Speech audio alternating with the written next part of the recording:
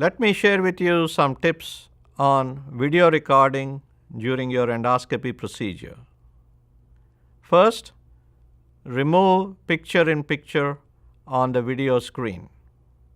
You may want to contact your endoscopy vendor to figure out how to do this. By removing picture-in-picture, you record a clean video without any distractions.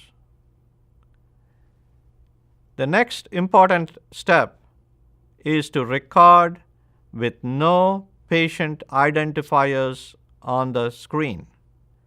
Again, you may want to contact your endoscopy vendor to figure out what to do to remove all patient identifiers. I mean, you do not want to place patient's name, date of birth, date of procedure, or the institution's name on the screen. Please do that so that you could record a beautiful video.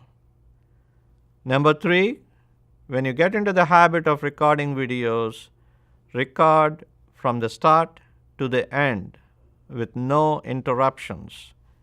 Don't get into the habit of starting a video, stopping the video, and then restarting. In the process, you may forget to record important material.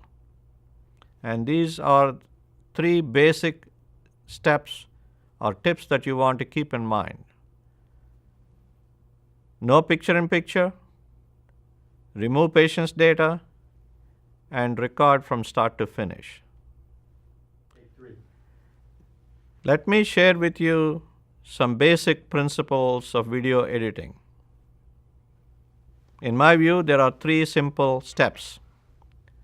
Number 1, open a video editing software and bring your media into the software. Media could be videos, media could be images, media could be music track. Any of these are called media. So once you import your media into the video editing software, the next step is create a project in which you bring the media and edit. Edit means cut and then keep what you want and remove what you don't want. And once you have your video, you can insert titles and transitions in between the video, and finally putting all the pieces together, the final step, to create a final product.